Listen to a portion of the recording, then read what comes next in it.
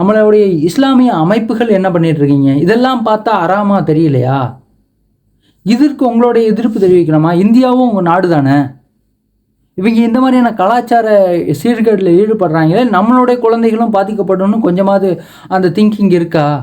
2 மதங்கள் கலாச்சார ரீதியாக இருக்குது, கட்டுக்கோப்பாக இருக்குன்னா, ஒன்று இஸ்லாம் மதம், இன்னொன்று இந்து மதம்.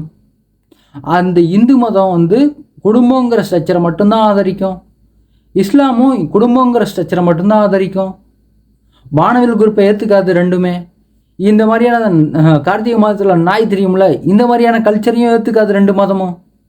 இந்த 2 மதமும் என்ன பண்ணிகிட்டு இருக்கிறானுங்க? ஓகே, இந்து மதத்துக்கும் இஸ்லாம் மதத்துக்கும் எத்தனையோ பிரச்சனை இருந்தாலும், ஆனால் 2 பேர்த்துக்குமே ஒரே ஒற்றுமை, குடும்பங்கிற ஸ்ட்ரக்சரை உடைக்கக்கூடாதுங்கிறது தான். 2 பேருமே ரெஸ்பான்ஸ் பண்ணாமல் இருக்கீங்க. இது சமூக சீர்கேடு இல்லையா? இந்து மதத்தில் இருக்கக்கூடிய குழந்தைகளோ இஸ்லாம் மதத்தில் இருக்க குழந்தைகளோ இந்த மாதிரி நடந்துக்கிட்டால் நீங்கள் என்ன பண்ணுவீங்க? தடுத்து நிறுத்த முடியுமா? 2 மதத்தோடைய ஸ்ட்ரக்சருமே காணாமல் போயிடும். மத பிரச்சனையை ஏன் இழுத்துட்டு வர்றேன்னா, ஏன்னா மதமே ஒரு வாழ்க்கை முறை தானே. இங்கே நான் ஜாதியவே வாழ்க்கை முறைன்னு சொல்லும்போது மதங்கிறதும் வாழ்க்கை முறை தான்.